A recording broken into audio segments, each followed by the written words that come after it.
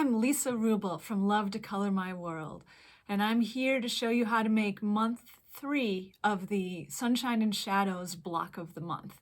And our block this month is up in this corner. And so before we begin, let's take a look at the stripes in this block. So you can see in the pinwheel and in the outer edges of the block, all of my stripes run in the same direction. They all run vertically.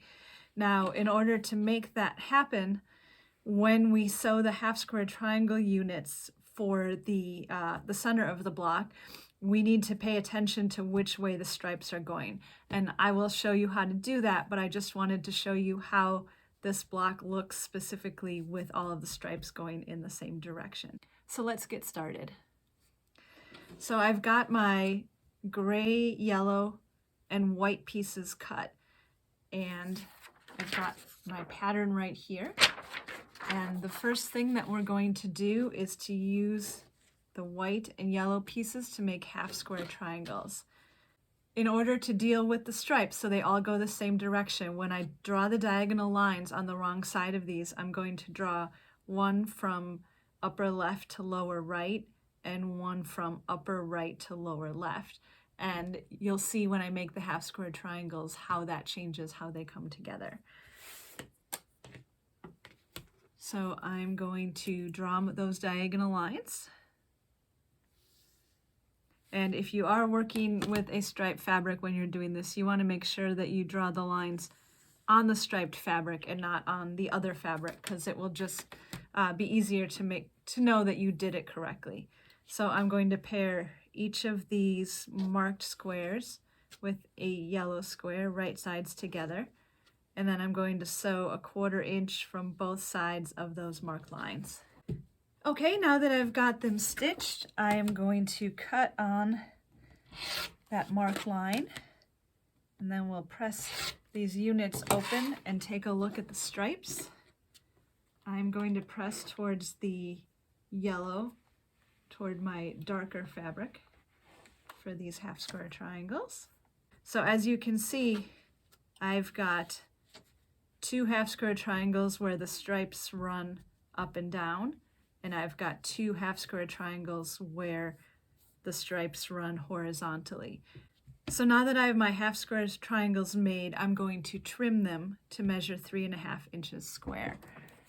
And I'm going to use my 6.5 inch square ruler for that, and I'm going to line up the diagonal on that seam line and then make sure that the 3.5 inch marks are on the fabric.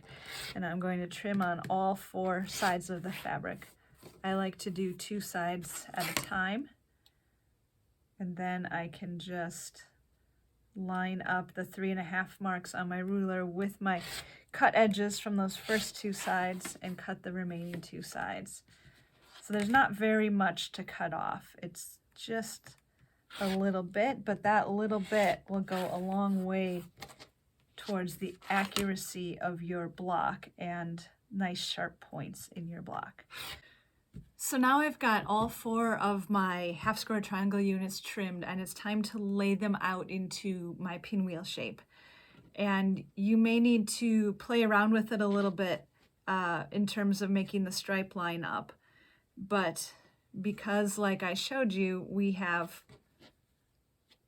2 units where the stripes are going vertically and 2 where they're going horizontally, when you get this lined up into the pinwheel in the right way, all of your stripes in that white fabric will be running in the same direction.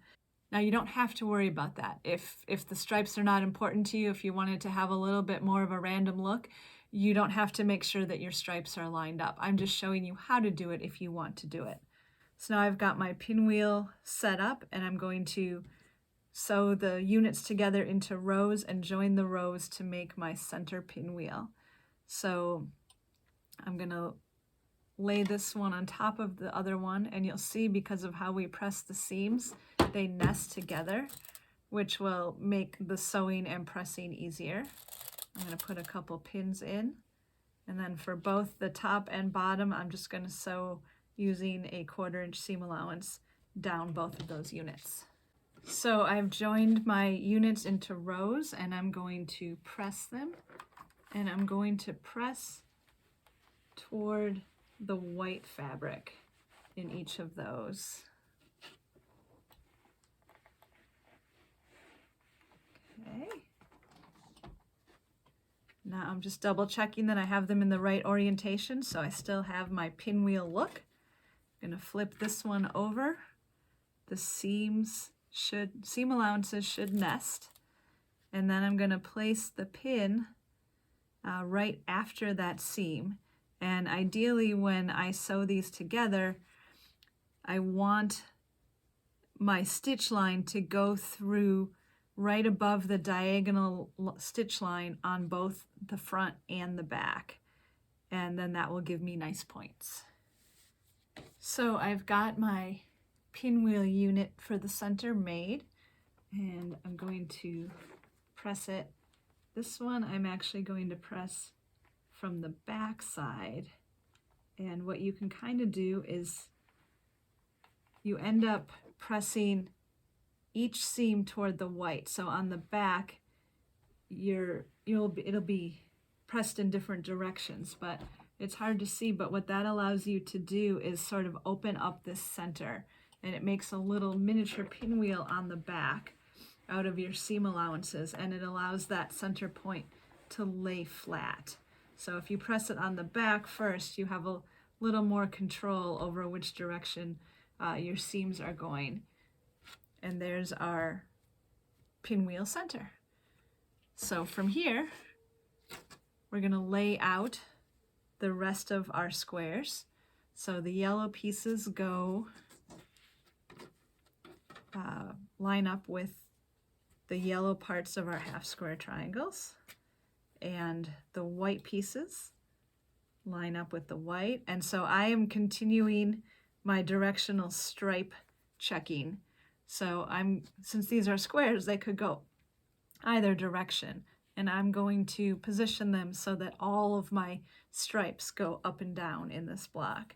And then I'm going to put my gray fabric in the corners. So this is what our block will look like, and now we're going to sew the units together. So the first thing I'm going to do is on each side is to sew the yellow and the white units together, and then we'll join them to the center. So these side units, I'm going to press the seam allowance toward the yellow fabric. Okay, and then put them back in, oops, that one's upside down, back in place. And so then our next step will be to sew these to the pinwheel. And we have nested seams again because of how we pressed. So everything should lay nice and flat. So I'm going to put a pin in by where those seams come together, and then at the beginning and the end as well. And then do the same on this side. Just double check that you've got your piece positioned correctly so you don't sew it on upside down. You want yellow with yellow, white with white. So here is the center of my block with the sides sewn onto it. And if you pinned and stitched well, you should have a seam that just continues on, separating your yellow and your white. And for these, I'm going to press them out towards those pieced squares that are on the outside edge. There we go. I really love how these stripes look all lined up vertically like that. So then to make our top and bottom borders, we're going to sew these 4 blocks together, both top and bottom, and then we'll join them to the center. So I've got my top and bottom borders pieced, and now let's talk about how to press these so that we can add it on smoothly to our block. We're going to press the outer corner pieces, the gray pieces, we're going to press toward the center, so toward the white and toward the yellow. And then for our other piece, we are going to press it. That middle seam, we're going to press toward the yellow as well. So we've got 2 seams pressing in one direction and one in the other. And that's so when we flip it over to sew it on, all 3 of these seams will nest, and that will just make your block lay that much flatter. So the pressing directions are also in the pattern, but you can always just flip your block pieces over and test to make sure that they're nesting before you sew them on. So I've got the block all stitched together, and our last step is to press those top and bottom strips that we added. So I'm going to press the seams toward the outside of the block on both sides. And here's our finished block for month 3. A pinwheel block that extends out a little bit further. It looks great. So I can't wait to join you next month for block 4. And we'll keep doing 1 block every month until our whole Sunshine and Shadows quilt is complete.